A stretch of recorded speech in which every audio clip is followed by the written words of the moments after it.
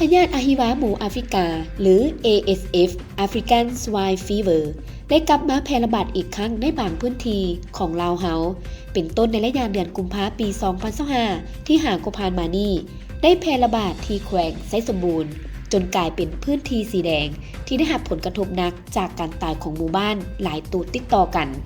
เจ้าหน้าที่ก็ได้เฝ้าระวังอย่างใกล้ชิดต่อกับการระบาดที่บ่คาดคิด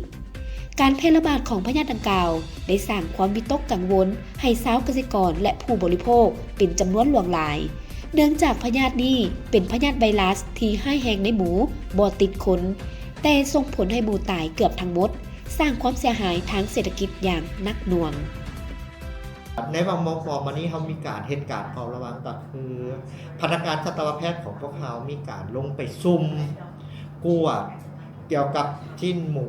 ที่ค่าขายอยู่ตามตลาดเนาะเพื่อมากวดเขาอาจจะบริเน้นเกี่ยวกับเรื่องของเชื้อพยาธิอะฮิวาหมูอย่างเดียวแต่เขาเรื่องเกี่ยวกับเรื่องของพยาธิอื่นๆบ่แม่นแค่อะฮิวาหมูอย่างเดียวพยาธิลอซอก็ดีพยาธิสารเล่งเนื้อแดงก็ดีที่เขาเบิ่งกันนะเนาะลายจะสังเกตเห็นว่าหมูที่ขายอยู่ตามท้องตลาดเนาะส่วนหลายแล้วจะเป็นชิ้นหมูที่แดงๆ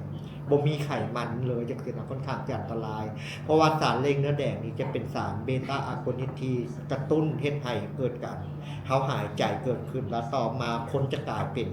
โรคหอบหืดหลายขึ้นเป็นพยาธิหัวใจเกิดขึ้นเขามีการเก็บตัวอย่างสุ่มตรวจตัวอย่างในลูกในตัวนี้อันนี้เขามีการเฝ้าระวังที่ชัดเจนอยู่ในเบื้องของกรมเลี้ยงสัตว์และการประมงของพวกเขาเพื่อให้มั่นใจว่าหมูที่ค้าขายอยู่ตามท้องตลาดมันมีความปลอดภัยแก่ผู้บริโภคเพื่อรับประกันให้แก่ผู้บริโภคอันนี้มาตรการในการเฝ้าระวังของพวกเขาก็คือพวกเขามีการเฝ้าระวังตั้งแต่ต้นทางก็คืออยู่ฟาร์มหมูโดยกรมเลยทุกฟาร์มที่อยู่ในสปป.ลาวของพวกเขาเมื่อเกิดการระบาดของพวกเขาเปิดมาปุ๊บจะต้องรายงานแข่งกฎกรมเลี้ยงสัตว์และการประมงเพิ่มอาการเจ็บอาการตายเกิดขึ้นเมื่อมีการรายงานเขาจะมีมาตรการเกี่ยวกับเรื่องของการยุติบ่ให้มีการส่งหมูเหล่านั้นเอาไปฆ่าหรือว่า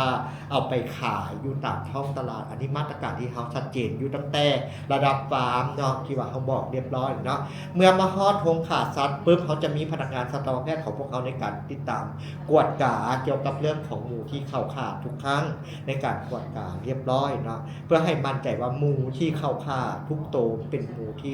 มีสุขภาพดีบ่แม่นหมูเจ็บหมูที่มีความเสี่ยงเกี่ยวกับเรื่องหรือว่าหมูที่บ่มีแหล่งที่มา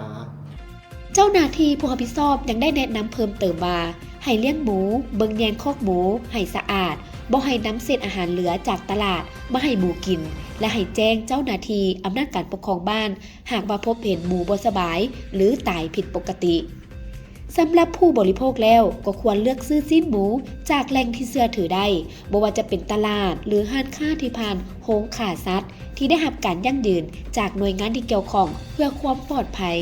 ตามการให้ข้อมูลของผู้เชี่ยวชาญกลุ่มเลี้ยงสัตว์และการประมงสรุปได้ว่าพยาธิอะฮิวาหมูแอฟริกาบ่ติดคนแต่ร้ายแรงต่อเศรษฐกิจและผู้ที่เลี้ยงหมู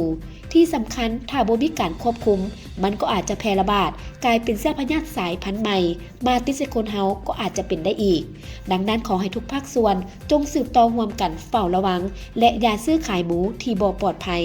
พร้อมนั้นการบริโภคชิ้นหมูทุกครั้งขอให้ผู้บริโภคเอาใจใส่ปรุงแต่งให้สุกดีเพื่อสุขภาพของพวกเฮาทุกคน